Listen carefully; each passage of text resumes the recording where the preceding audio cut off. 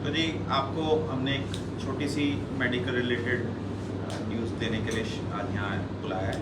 वैसे तो मिलते रहते हैं और चीज़ें शेयर करते रहते हैं, बट ये पर्टिकुलर केस बहुत रेयर होता है, बहुत रेयरेस्ट ऑफ रेयर होता है और इतनी चीज़ें सेट सही बैठनी पड़ती हैं कि ये केस सक्सेसफुल हो पाए।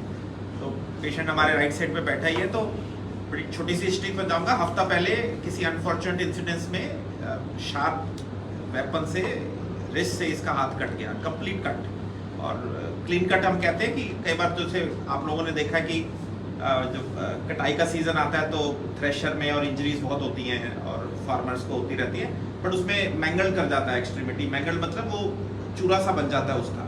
शार्प एज वेपन का कट्स कम होते हैं कि गंडासे से तलवार से ऐसी हो जाए, और अक्सर सुना जाता है कि डॉक्टर साहब ये जुड़ सकता है कि नहीं जुड़ सकता, और उस जुड़ सकता है, साइंस में इतनी पावर है, लेकिन सब कुछ होने के लिए सब टाइम बाउंड है, क्योंकि ब्लड सप्लाई किसी भी पार्ट को हाथ में 4 to 6 आवर्स अगर नहीं रहेगी तो फिर उसको सरवाइव नहीं करा सकते। तो इंजरी होने के बाद वो कितनी देर में हॉस्पिटल पहुंच पाता है, सही हॉस्पिटल पहुंच सकता है, उस हॉस्पिटल में उसको रिपेयर करने की फैसिलिटी है कि नहीं, उसके बाद वो टाइमली ऑपरेशन थिएटर गया नहीं गया, और वो टाइमली सक्सेसफुली सर्जरी हुई कि नहीं हुई। तो इतनी चीज़ें होनी बहुत जरूरी है। तो इस पर्टिकुलर पेशेंट का जब इंसिडेंस हुआ तो आप देखोगे कि कभी भी इट्स नॉट पॉसिबल कि वो इमीडिएटली हॉस्पिटल पहुंच जाए, क्योंकि आदमी लोकल कहीं चला जाता है, कोई फर्स्ट एड कराता है, एक इनिशियल शॉक है, कोई ऐसे देख नहीं पाता अपना हाथ कि उसका लिम्ब कट गया, ब्लीड कर रहा होता है। फिर वो एक अस्पताल, कभी पेरिफेरल अस्पताल से लेकर इवेंचुअली किसी मल्टी स्पेशलिटी बड़े हॉस्पिटल में आता है। तो जब ये पेशेंट हमारे पास आया तो 4 घंटे निकल चुके थे। अब हमारे पास विंडो है 6 आवर्स मैक्सिमम। उसके बाद तो जैसे वो कहते हैं कि हाथ राइगर मोर्टिस सख्त होने लग जाता है, तो उसको फिर काम करने का फायदा नहीं है। अब 4 घंटे के बाद पेशेंट के आने के बाद बहुत टाइम नहीं है सिस्टम के पास सोच के समझ के समझाना।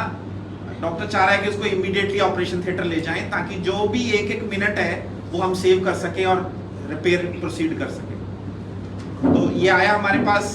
तो प्रैक्टिकली क्या इशू है कि कोई भी पेशेंट प्रिपेयर्ड नहीं है इस तरह की इंजरी के लिए। कोई सोचता थोड़ी है कि मेरे साथ ऐसा होगा, अगर होगा तो वो he is not carrying his insurance card या फोन नंबर या आधार कार्ड, ये सब नहीं है। ये सब चीजें आजकल एसेंशियल है किसी भी चीज को प्रोसीड करने के लिए। किसी को वो जाए तो कहता है मैं मंगा लेता हूँ अपने घर वालों से, मेरा इंश्योरेंस है, मेडिकल है, ये सब। इसमें तो doctor has to take a decision कि यार अभी है नहीं है, पैसे हैं नहीं है, पेशेंट ब्लड इंतजाम कर पाएगा नहीं कर पाएगा, but system has to wake up कि जो करना है हमने करना है, कुछ बातें हम बाद में ही कर पाएंगे। It is not possible because time minute चल रहा होता है। तो इस केस में ऐसा हुआ, डॉक्टर क्षितिज हैं हमारे प्लास्टिक सर्जन, जो इस पर्टिकुलर रिप्लांटेशन कहते हैं कि कोई अगर अंग कट गया तो उसको वापस बॉडी में लगाना है, जो प्रोसीजर है रीप्लांटेशन।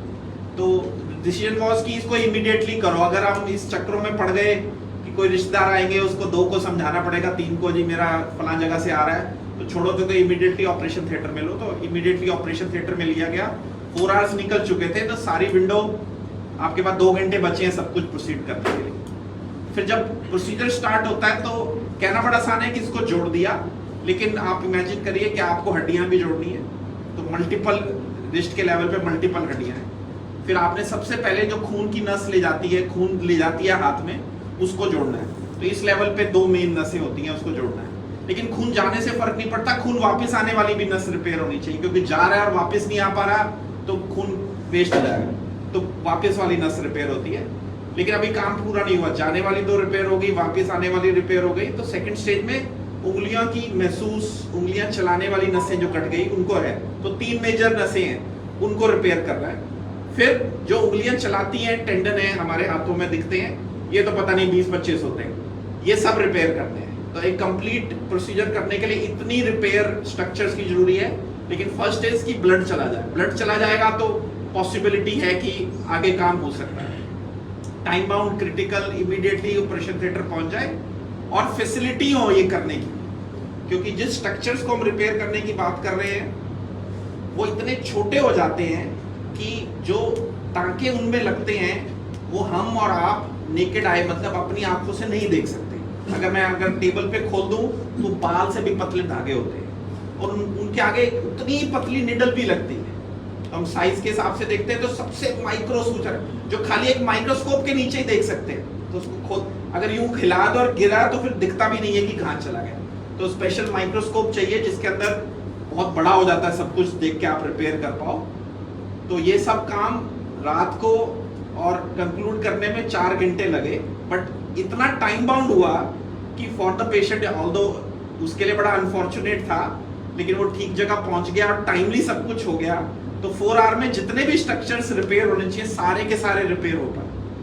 तो मैं अर्ली मॉर्निंग हॉस्पिटल आया अराउंड 5 साढ़े 5 बजे, तब ये पता लगा कि रात को ये लगे हुए थे और अर्ली मॉर्निंग 4-5 घंटे में सुबह 5 बजे सर्जरी फिनिश हुई और दे वर होपफुल कि हाथ सर्वाइव कर जाएगा और बड़ा सक्सेसफुल हुआ। तो आफ्टर रिपेयर हम मिनिमम 48 आवर्स वेट करते हैं कि कई बार क्या होता है कि जो नस रिपेयर करी वो फेल कर जाती है, तो फिर 48 आवर मैंने कहा कुछ दिन और कर लो, तो आज हफ्ता हो गया तो हाथ सर्वाइव कर गया और उसमें थोड़ी थोड़ी मूवमेंट्स भी आ गई। तो हमने लगा कि ये स्टेज है कि हम आप लोगों से ये शेयर कर सकते हैं वंडरफुल न्यूज़, क्योंकि इतनी जल्दी इतना वंडरफुल होना बहुत ही कम हो पाता है। तो मैं बड़ा प्राउड से आपसे शेयर कर रहा हूँ ये न्यूज़, क्योंकि ये एक्चुअली होती बहुत कम है, बहुत पेशेंट पहुंच ही नहीं पाता बेचारा। और अक्सर लोगों को पता नहीं कि उसको ट्रांसपोर्ट करने के लिए बर्फ में लाना होता है, पैक कैसे करना होता है, राइट जगह पे पहुंचता नहीं है। तो इनवेरिएबली बाय द टाइम वो पहुंचता है तो डॉक्टर कहता है कुछ नहीं होगा, अब तो ये कट ही चुका है, रहने दो, इसको दफना दो। लेकिन ऐसा होना और वो सर्वाइव कर जाए तो बड़े प्राउड की है। और डॉक्टर क्षितिज हमारे प्लास्टिक सर्जन, इन्होंने ये कंक्लूड किया, तो इनके स्किल की मैं बहुत दाद दूंगा कि इन्होंने टाइमली रिकॉग्नाइज किया। और अक्सर क्या है, रात को 12 बजे पेशेंट आए तो किसी को उठाना ही पड़ता है सोते हुए, फिर वो एक्टिवेट हो कि अब मुझे पूरी रात इसको रिपेयर करना है, तो एक एनर्जी सी आनी चाहिए कि करने के लिए। और फिर उसने कहा फटाफट लो, तो कंक्लूड हुआ। और डॉक्टर नादर बैठे हैं, ये हमारे बेहोशी वाले एनेस्थीसिया के डॉक्टर हैं, इनका भी पूरी रात का एफर्ट लग जाता है। और ये टीम वर्क है, सिंगल पर्सन से तो पॉसिबल ही नहीं है, बहुत लोगों की जरूरत पड़ती है। तो टीम वर्क अगर सही हो जाए तो ऐसे न्यूज़ बन सकती है और बड़ा अच्छा लगता है कि किसी का, क्योंकि अगर आप देखिए कोई छोटी मोटी उंगली, पैर की उंगली कट जाए तो चलो आदमी बर्दाश्त कर लेता है, किसी का हैंड चला जाए तो डिसेबिलिटी बहुत ज़्यादा है। मतलब अगर वो पकड़ नहीं पाएगा तो सिंगल हैंड से, आप सिंपल हम एग्जांपल देते हैं कि सिंगल हैंड से ना बटन खोलना भी बहुत मुश्किल है, क्योंकि 2 लग जाते हैं। नाड़ा बांधना पड़ जाए तो सिंगल हैंड से तो ऑलमोस्ट इम्पॉसिबल है कि नॉट नहीं लगा सकते। तो किसी का अगर ऐसे हो जाए तो डिसेबिलिटी बहुत सफ़र करता है, तो बड़ा वो है। तो बड़े गर्व से शेयर करते हैं ये न्यूज़ कि सक्सेसफुल रहा पेशेंट आपके सामने। आप उससे पूछना चाहे तो पूछ सकते हैं। आप बताइए। आप लोगों के माध्यम से मैं एक अवेयरनेस क्रिएट करना चाहता हूँ। ऐसा ना बहुत ओकेजनली होता है हमारे गांव में, देहात में, रोड ट्रैफिक एक्सीडेंट के दौरान कोई खेत में काम कर रहा है कि शरीर का कोई हिस्सा, हाथ पैर या कोई और अंग भी बहुत सीवियर तरीके से, जटिल तरीके से जख्मी हो जाता है। मोस्ट ऑफ द टाइम्स कभी कभार खून की नसें भी कटती है, जिसका और मरीज उस कारण से सही जगह सही अस्पताल में नहीं पहुंच पाता जहाँ पे ऐसी फैसिलिटीज़ हो, जहाँ पे ये सब रिपेयर करने की, ऐसे पेशेंट मैनेज करने की एक्सपर्टाइज हो। यह सब जो ऐसी इस प्रकार की चोटें होती है, कोई भी एक आदमी सिंगल हैंडेडली मैनेज नहीं कर सकता है। इसके लिए पूरा एक टीम वर्क लगता है, right from starting from the ambulance driver to the OT staff और सारे डॉक्टर्स की टीम जो होती है। तो अगर पेशेंट ऐसी इंजरीज के साथ किसी स्पेसिफिक सेंटर पे जहाँ पे एक्सपर्टाइज है ये सब केसेस हैंडल करने की, वहाँ पर पहुँचता है, तो ये सब केसेस मैनेज किए जा सकते हैं, life saving and live saving surgeries करी जा सकती है। कितना समय मानो भी जैसे कट जाता है, कितना समय? अगर शरीर का कोई भी हिस्सा कटता है तो ऐसा बोला जाता है, किताबें बोलती हैं कम से कम जल्दी से जल्दी 6 घंटे के अंदर उसके अंदर रिवस्कुलराइजेशन, मतलब खून का भाव स्टैब्लिश हो जाना चाहिए। अगर उससे ज़्यादा टाइम लग जाता है तो हमारी जो मांसपेशियाँ होती हैं, उनके जो सेल्स होते हैं वो डेड हो जाते हैं। तो उसके पश्चात, उसके बाद भी अगर खून का भाव स्टैब्लिश होता है तो उसका कोई फायदा नहीं है, वो अंग तो मर चुका है, मरे हुए अंग को दोबारा जीवित नहीं किया जा सकता है। एक गोल्डन टाइम विंडो होती है, 6 घंटे की ही है। जब वो इस सिचुएशन में आए थे तो तब क्या लगा था कि आप लोग इनके हाथ को दोबारा से जोड़ पाएंगे? उस वक्त उम्मीद क्या कुछ नजर आता? मैम हम ऐसी सर्जरीज इस सेंटर पर करते रहते हैं। लास्ट ईयर भी हमने एक हैंड इम्प्लांट किया था। हम उस पेशेंट की वीडियोस आपके साथ शेयर करेंगे। He is able to do all of his activities right now and is very happy. So just कि ये पेशेंट है तो हमने फिर से वही उसी जोश के साथ इस पेशेंट को ओटी में लिया, होपफुली ये सोचते हुए कि हम इस केस में सक्सेसफुल सक्सेसफुल हो गई। एग्जैक्ट टाइमिंग क्या कुछ लगी और कितने डॉक्टरों की टीम ने जो इस पर वर्क किया था? मैम 4 डॉक्टरों की टीम थी। ऑपरेशन कंप्लीट करने में लगभग 5 घंटे लगे थे, लगभग 5 घंटे। तो सब कितना खर्चा आ जाता है मान लो जैसे ये आपके सामने बैठे हैं भाई साहब, आपके सामने पेशेंट बैठा है। जब हमने ओटी में लिया था, ये सब केसेस हम ना पैसे के लिए नहीं करते हैं। अगर पैसे के लिए वेट करने लग जाएंगे तो पेशेंट पैसे का इंतजाम कर पाए ना कर पाए। पेशेंट के आते ही पेशेंट का पहले तो कटा हुआ हाथ हम ओटी में लेके गए थे। पेशेंट की कुछ जांच हुई, उसके बाद पेशेंट ओटी में आधे घंटे के अंदर शिफ्ट हो गया था और 1 घंटे के अंदर तो खून की सप्लाई रिस्टेब्लिश कर दी गई थी। ठीक है, हमारे पास सर 2000 रुपये थे पहले ही। वो पेशेंट 2000 रुपये थे मेरी माँ के पास। सर ने हमारी भावनाओं को समझे, हमें जीवन दान दिए जी। कहाँ से आए थे आप? रतिया से आधार हॉस्पिटल का कैसे पता लगा कि वहाँ जाना चाहिए? वहाँ पे ना एक लड़का था, उसने बताया कि मतलब आपके जाना ऐसे नहीं थे मेरे को। शुरुआत में आपको लगा था कि हो सकेगा ऐसा? नहीं सर, मेरे को रतिया मरते भी नहीं पता था भी लगेगा दोबारा। हमको बोला हाँ दोबारा लगेगा आपका, वहाँ पे हॉस्पिटल है, वहाँ पे जाना पड़ेगा। ये किस चीज़ के साथ हुआ आपका? ऐसे झगड़ा हो गया था गाँव में। रतिया से यहाँ पर आपको कौन लेकर आया? मेरी माँ जी। आपकी माँ लेकर आई थी। हाँ। तो अभी पूरी तरह काम कर रहा है तो हाँ जी। कैसा महसूस कर रहे हैं और क्या हाँ कहेंगे सर, आप? मैं आपको बता रहा हूँ सर, मुझे दूसरा जन्म मिला है सर। हमारे पास पैसे भी नहीं थे सर, सर ने फिर भी हमारी भावनाओं को समझाई। सर ऐसे केसेस जो है लगातार आते रहते हैं, अगर आगे भी कभी किसी को ऐसा कुछ होता है तो सबसे पहले प्रिकॉशंस किस तरह की लेनी चाहिए? तो जैसे जब भी कभी हाथ कटता है ना तो गिर के आए तो मिट्टी में या तूड़ी में या ना डर्टी सराउंडिंग में गिर जाता है। तो on the minimum public awareness के लिए है कि आप क्लीन रनिंग वाटर में उसको धो लीजिए ताकि मिट्टी अगर उस पर कोई तूड़ी है कुछ वो साफ हो सके। लेकिन कभी भी उसको बर्फ से टच नहीं कराते। बर्फ से टच कराएंगे वो भी नुकसान है, लेकिन हमने उसको ठंडे में ट्रांसपोर्ट करना है। तो एट द मिनिमम उसको आप एक पॉलिथीन में रैप करिए और बर्फ के बेस पे रख लीजिए, लेकिन बर्फ के अंदर नहीं रखना। बर्फ रख देंगे तो वो जम जाएगा, वो भी नुकसानदायक है। और as soon as you do it आप रश करिए नियरेस्ट हॉस्पिटल जहां पे ये फैसिलिटी हो रिइम्प्लांटेशन। बहुत सारे फैक्टर फिर जब पेशेंट पहुंच जाएगा उस पर डिपेंड करते हैं कि वो क्लीन कटा था, वो कितने देर में पहुंचा, कैसे पहुंचा, और मल्टीपल फैक्टर्स। और अगर वो टाइम विंडो आपने मैनेज कर ली विच डॉक्टर साहब के अकॉर्डिंगली 6 आवर्स, तो मैं फिर भी मानता हूं कि हॉस्पिटल में आने के बाद और बेस्ट पॉसिबल सर्कमस्टेंसेस में आधा घंटा 1 घंटा लग जाएगा उसको ऑपरेशन थिएटर में ले जाने के लिए। इट इज नॉट पॉसिबल कि वो गेट पे आया है और आप रात को आप बैठे ही हो, आप घर से आओगे देखोगे, असेस तो करना ही पड़ता है। तो practical window is 3 to 4 hours की कहीं पर भी इंजरी हो उसके बाद पेशेंट पहुंच पाए और उसके बाद सब चीजें हो सके। क्योंकि बहुत बार ऐसा भी होता है, हमने देखा है कि कटने के बाद अंग कटने के बाद ब्लीड इतना कर गया है कि वो सर्जिकल किट फिट नहीं है, तो 4 बोतल खून चाहिए, ये चाहिए, वो चाहिए। ये सब चीजें सिस्टम पे भारी पड़ती हैं। तो विंडो साफ करिए, पार्ट को पिक करिए, पॉलिथीन में रैप कीजिए और ट्राई एंड रश इमीडिएटली। हमने ये देखा है कि इन बिटवीन बहुत वेस्ट हो जाता है क्योंकि अवेयर नहीं है पेशेंट। ऑब्वियसली चाह रहा है कि मैं नियरेस्ट जहाँ से ये रतिया से है तो ये नियरेस्ट इसी हॉस्पिटल में गया, वहां पर सिस्टम पे अरे नहीं ये तो हमारे यहाँ हो नहीं सकता। बट आई थिंक इसको जिसने गाइड किया उसने सही बता दिया कि आप वहां चले जाइए। तो कई बार वी गेट पेशेंट जो 3-3, 4-4 हॉस्पिटल बदल के हमारे पास पहुंचते हैं, बट एवरी डेस्टिनेशन जहाँ जाते हैं वहाँ 1 घंटा लग जाता है जब तक वहां पर क्या है कि यहाँ पॉसिबल नहीं है। और फिर वो जब तक हमारे पास टर्न करता है तो वो विंडो से निकल गया, फिर हम उसका नहीं कुछ कर सकते। तो इसलिए मैं कह रहा हूँ कि ये सब कुछ सेट बैठ जाए ऐसे बहुत रेयर सर्कमस्टांसेस में होता है और फिर उसको कामयाबी से करना भी एक स्किल लेवल है, बहुत वो है। तो इंटरेस्टिंग मैं आपको बताऊंगा इसकी जो सर्जरी का जो उसको हम माइक्रोवेस्कुलर सर्जरी कहते हैं। माइक्रो मतलब बहुत पतली और वेस्कुलर मतलब नसों का रिपेयर।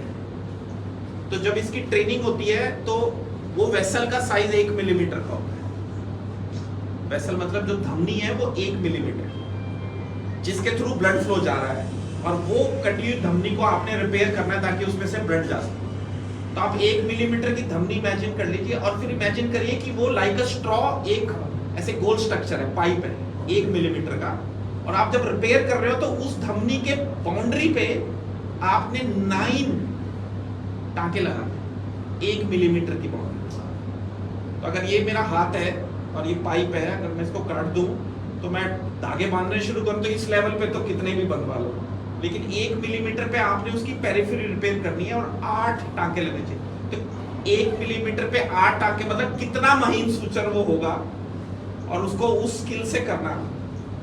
अगर आप अपना हाथ उस माइक्रोस्कोप के नीचे स्टडी ऐसे रख के खड़े हो जाएंगे तो आपको रियलाइज करेगा कि वो ऐसे हिल रहा है, क्योंकि इनहेरेंटली अगर आप अपना हाथ देखते हैं तो हल्का सा ट्रेमर करता है, लेकिन जब आप 1 मिलीमीटर की धमनी पे काम करते हैं तो वो ट्रेमर अर्थक्वेक हो जाता है, क्योंकि फिर आप ऐसा लगता है ये क्या हो रहा है, मेरा हाथ स्टडी है आपका हाथ, लेकिन उस लेवल पे वो बहुत ज्यादा कांपता हुआ दिखता है। तो उस कंपन को मैनेज करना और उस पे फिर इफेक्टिवली टांके लगा पाना।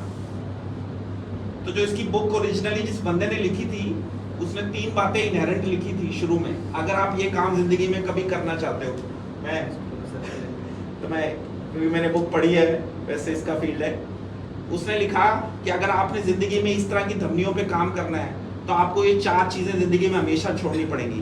नंबर 1 अल्कोहल, क्योंकि अगर आप अल्कोहल पीते हो तो हाथ कांपते हैं। स्मोकिंग, क्योंकि स्मोकर्स के हाथ कांपते हैं। तीसरा, आपको हैवी जिम नहीं करनी, क्योंकि अगर आप बहुत जिम करते हो ना हाथ माइक्रो, क्योंकि जो बहुत ज्यादा वेट उठाता है वो माइक्रो काम नहीं कर सकता, क्योंकि बहुत बारीक काम करना है आपको। और चौथा, आपको अपने दिल को उस लेवल के कामनेस पे पहुंचाना है जैसे मॉन्क्स के होते हैं और ये साधुओं के होते हैं। क्योंकि अगर आप गर्म प्रवृत्ति के बंदे हो तब भी आपके हाथ कांपते हैं, क्योंकि गुस्सा जल्दी आ जाता है। तो आपको एक इनहेरेंट शांत बंदा चाहिए इस काम करने के लिए, जो कि आप जब इस तरह का काम होता है ना तो आपके पेरिफेरी पे सब कुछ स्ट्रेसफुल हो जाता है। किसी का हाथ कट गया, आप रात को टीम को जगा रहे हो, सिस्टम को जगा रहे हो, बेहोशी वाले डॉक्टर को बुला रहे हो कि फटाफट लेके आए, ये सब तो छोड़ दो, पेशेंट परेशान है। और आप इसको, और जब आप करना चाह रहे हो तो आप अपने आप को एक साधु की तरह मेंटल में ले जाना चाह रहे हो कि मैं करूं तो मेरा हाथ कांपे नहीं।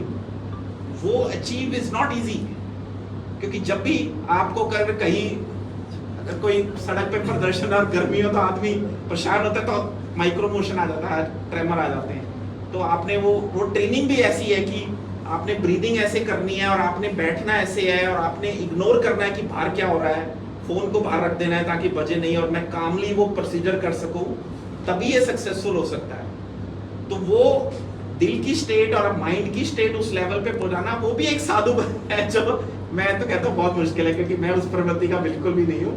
मैं तो विचलित बहुत जल्दी हो जाता हूँ। तो मेरे को लगता है कोई ऐसा काम होता है तो मुझे लगता है कि बहुत ही सुपीरियर काम हुआ है, क्योंकि इस तरह शांत आजकल लोग नहीं मिलते, कोई भी शांत नहीं है आजकल। आप अगर, ये तो खैर इससे आउट ऑफ टर्न बात होगी, हम सभी बड़े विचलित हैं छोटी छोटी बातों में, जल्दी सब कुछ इमीडिएट चाह रहे हैं ना हम, ऐसा ही हो गया सब कुछ कि इमीडिएट रिजल्ट चाहिए, इमीडिएट आंसर चाहिए। तो ये भी बड़ा वो है। तो हैट्स ऑफ टू डॉक्टर क्षितिज, बड़ा वंडरफुल इन्होंने इसको किया।